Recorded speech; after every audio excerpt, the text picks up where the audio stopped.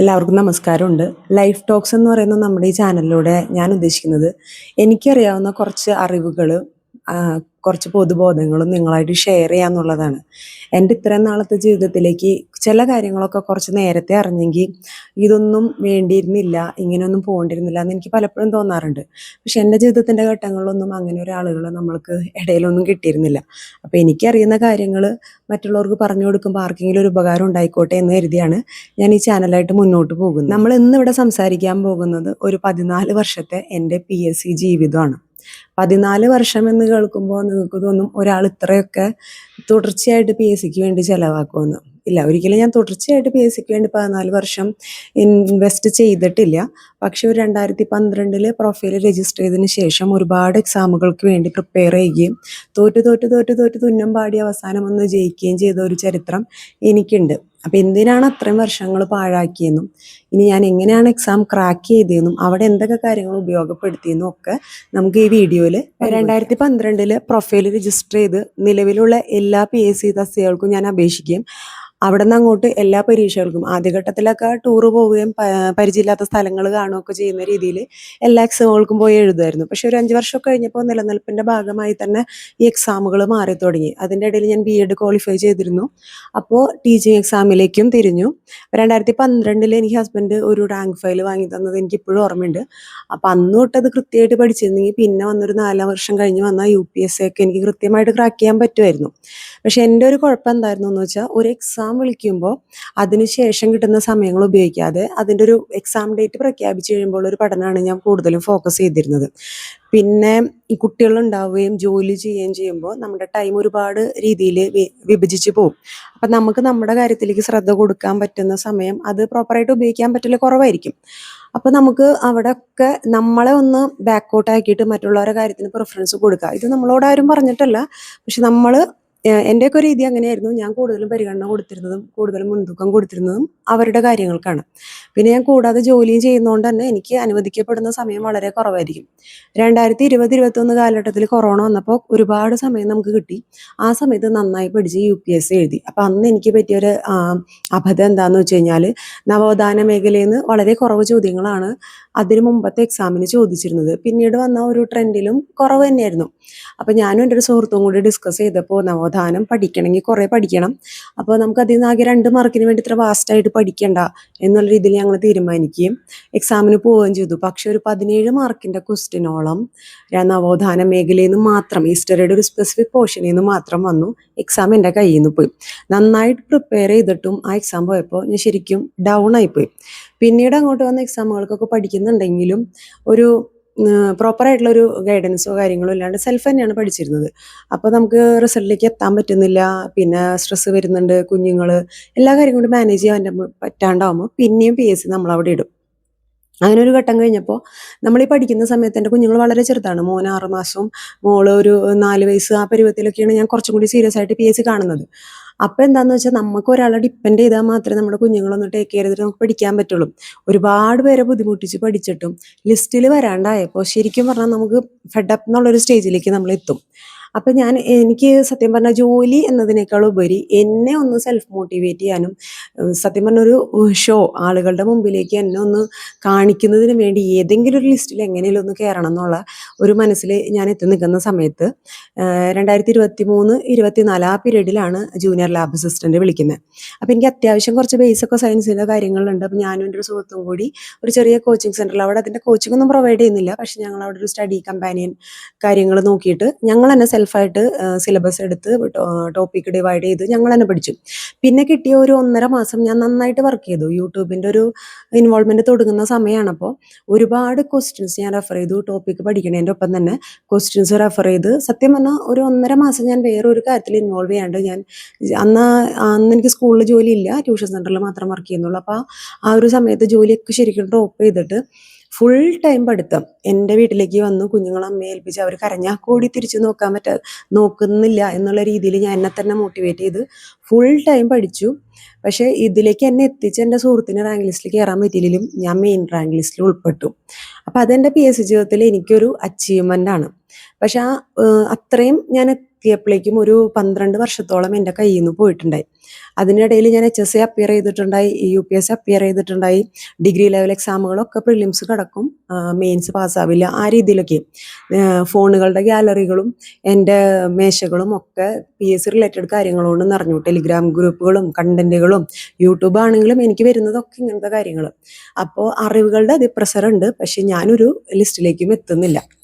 അതിലിപ്പോൾ എന്താ എനിക്ക് മനസ്സിലായെന്ന് വെച്ച് കഴിഞ്ഞാൽ, കൺസിസ്റ്റൻസി ഇല്ലാണ്ട് കൃത്യമായിട്ട് പഠിക്കാതെ ഒരാളും ഇനിയുള്ള കാലം PSCയിൽ കയറി പോകാൻ പറ്റില്ല. അപ്പോൾ ഞാൻ ശരിക്കും അവിടെ വെച്ച് ആ തിരിച്ചറിവോടുകൂടി എൻ്റെ PSC ജേണി തൽക്കാലം ഒന്ന് സ്റ്റോപ്പ് ചെയ്തു. രണ്ടാമത് ഇനിയിപ്പോൾ ഞാൻ ഇതിൽ ഫോക്കസ് ചെയ്യുന്നുണ്ട്. ഇപ്പോൾ ഈ ഒരു ഏജ് ആയപ്പോൾ 36 എബോവ് ഉള്ളവർക്കൊക്കെ അപ്ലൈ ചെയ്യാൻ പറ്റുമെന്നുള്ളതും വന്നപ്പോൾ നമ്മുടെ മുമ്പിൽ ഇനിയും കുറേ അധികം വർഷങ്ങളുണ്ട്. പക്ഷെ എന്നെ പോലുള്ള കുറേ പേര് വീട്ടമ്മമാരും ജോലി ചെയ്യുകയൊക്കെ ചെയ്തിട്ട് PSC പഠിക്കുന്ന അമ്മമാർ വീണ്ടും PSC ലൂപ്പിലേക്ക് പെട്ടുപോവാണ്. ഉപേക്ഷിക്കാം, വേറൊരു കരിയറിലേക്ക് മാറാം എന്ന് തീരുമാനിക്കുന്ന സമയത്ത് വീണ്ടും ഗവൺമെൻറ് ഇങ്ങനെ ഒരു അവസരം തന്നിട്ട് നിങ്ങൾ പഠിച്ചോളൂ, നിങ്ങൾക്ക് ഇനി അവസരമുണ്ട് എന്ന് പറയുന്ന പോലെയാണ്. അപ്പോൾ ശരിക്കും നമ്മൾ ഈ പഠിച്ചതൊക്കെ വീണ്ടും പൊടി തട്ടി എടുക്കേണ്ട ഒരു ഇതിലേക്കായി. പക്ഷെ എൻ്റെ കയ്യിൽ ശരിക്കും ഒരു പ്ലാൻ B ഉണ്ട്. ആ രീതിയിലേക്കാണ് ഞാനിപ്പോൾ ഫോക്കസ് ചെയ്യുന്നത്. എൻ്റെ JLAയുടെ വിജയം എനിക്ക് മനസ്സിലാക്കി തന്നൊരു കാര്യം, നമുക്ക് അത്യാവശ്യം ബേസ് ഉണ്ടെങ്കിൽ നമുക്ക് ഏത് PSC എക്സാമും 1 വർഷം to 1.5 വർഷത്തിനുള്ളിൽ ക്രാക്ക് ചെയ്യാൻ പറ്റും. പക്ഷെ കൺസിസ്റ്റൻസി ഇല്ലാതെ, കൃത്യമായിട്ടൊരു ഓറിയൻറ്റേഷൻ ഇല്ലാതെ പോകുന്നവർക്കാണ് എന്നെപ്പോലെ നീണ്ട വർഷങ്ങൾ വേണ്ടി വരുന്നത്. അപ്പോൾ ഞാനിതിൽ തോൽവിയും അനുഭവിച്ചിട്ടുണ്ട്, വിജയവും അനുഭവിച്ചിട്ടുണ്ട്. അതുകൊണ്ട് തന്നെ എനിക്കിതിൻ്റെ 2 കാര്യങ്ങളും, എന്തുകൊണ്ടാണ് നമ്മൾ തോൽക്കുന്നതെന്നും എന്തുകൊണ്ടാണ് റാങ്ക് ലിസ്റ്റിൽ എത്താത്തതെന്നും എന്തുകൊണ്ടാണ് നമുക്ക് ജോലി കിട്ടാത്തതെന്നും അതിൻ്റെ എല്ലാ ആസ്പെക്റ്റുകളും അറിയാം. റാങ്ക് ലിസ്റ്റ് എത്തിയിട്ട് ജോലി കിട്ടാത്തതിന് നമ്മുടെ സിസ്റ്റത്തിൻ്റെ ഒരുവിധം ബുദ്ധിമുട്ടുകളെല്ലാം നമ്മൾ അനുഭവിക്കും. വേക്കൻസി റിപ്പോർട്ട് ചെയ്യാത്തത്, കൃത്യമായിട്ട് അതിൻ്റെ റേഷ്യോ പാലിക്കാത്തത്, ഒരുപാട് കാര്യങ്ങളുണ്ടായിരിക്കും. പക്ഷെ റാങ്ക് ലിസ്റ്റ് എത്തിക്കഴിഞ്ഞാൽ മാത്രമാണ് നമുക്ക് ഇതിനെപ്പറ്റിയൊക്കെ സംസാരിക്കാനാവുള്ളൂ. അപ്പോൾ ഒരു മെയിൻ റാങ്ക് ലിസ്റ്റിൽ ഒരു നല്ല റാങ്കിലേക്ക് വരിക എന്നുള്ളതാണ് ഏറ്റവും ആദ്യത്തെ PSCയുടെ ഒരു കടമ്പ എന്ന് പറയുന്നത്. എൻ്റെ വിജയത്തിൽ നിന്ന് ഉൾക്കൊണ്ട പാഠങ്ങളാണ് ഞാൻ ഇന്ന് നിങ്ങളോട് പറയാൻ പോകുന്നത്. കാരണം തോറ്റ ഒരാൾക്കും ജയിച്ച ഒരാൾക്കും മാത്രമാണ് ആ ഒരു പ്രോസസ്സിൻ്റെ ഡെപ്ത് അറിയാൻ പറ്റുള്ളൂ. എന്തുകൊണ്ട് തോറ്റു, എന്തുകൊണ്ട് ജയിച്ചു.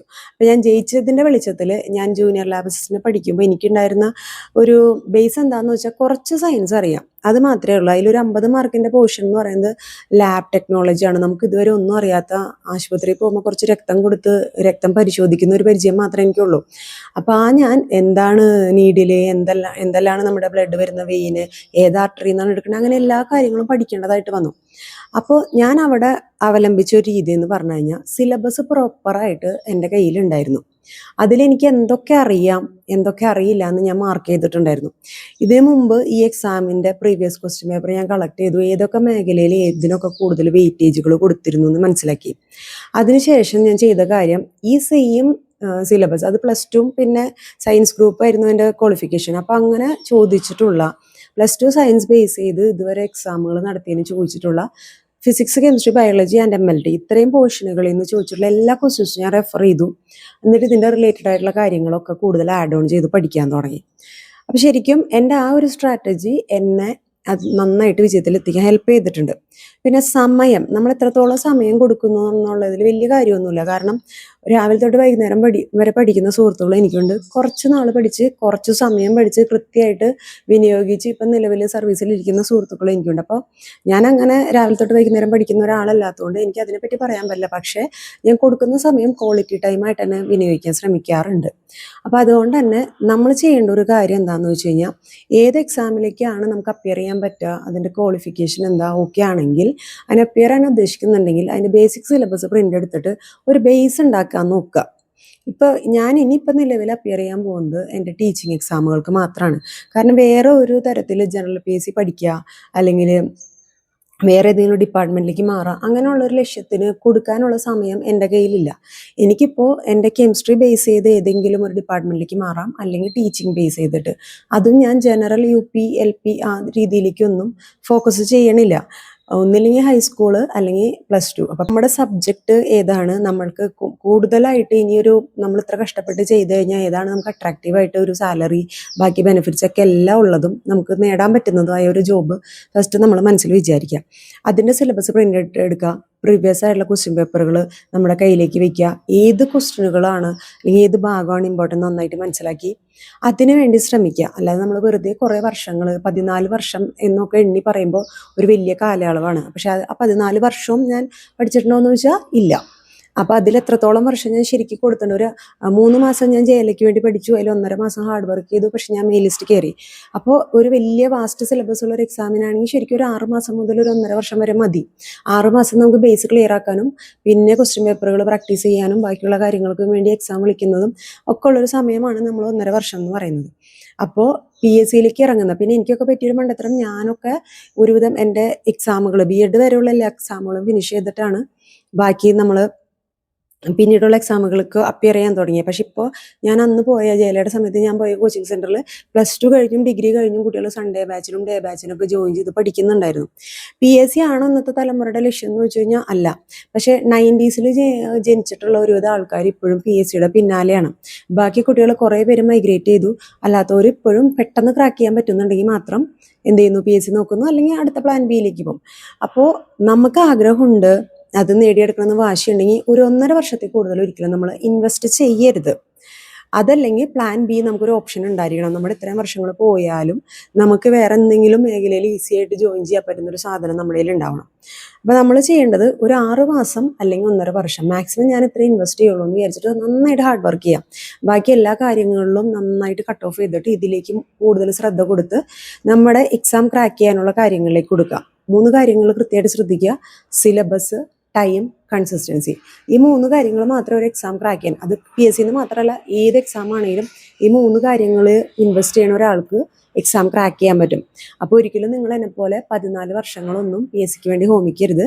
ഒരു 6 മാസം മുതൽ 1.5 വർഷം കൊണ്ട് പഠിക്കുന്ന രീതിയിൽ നിങ്ങൾ സ്ട്രാറ്റജികൾ പ്ലാൻ ചെയ്യുക, നന്നായിട്ട് പഠിക്കുക. 1.5 വർഷം കൊണ്ട് നിങ്ങൾക്ക് കിട്ടുന്നില്ല, ജോലി കയറാനുള്ള റാങ്ക് ഇല്ലെങ്കിൽ അവിടെ വെച്ച് ലീവ് ചെയ്തിട്ട് അടുത്ത സ്റ്റെപ്പിലേക്ക് മൂവ് ഓൺ ചെയ്യാം. അപ്പോൾ ഇതാണ് എൻ്റെ തോൽവിയും വിജയം കൂടി കലർന്ന ഒരു PSC യാത്രയെന്ന് എനിക്ക് നിങ്ങളോട് പറയാനുള്ളത്. അപ്പോൾ ഇത്ര നേരം കേട്ടതിനും എൻ്റെ ചാനലിനെ സപ്പോർട്ട് ചെയ്യുന്നവർക്കും എല്ലാവർക്കും ഒരുപാട് നന്ദി. മറ്റൊരു വിഷയമായിട്ട് അടുത്ത വീഡിയോയിൽ വീണ്ടും കാണാം. താങ്ക്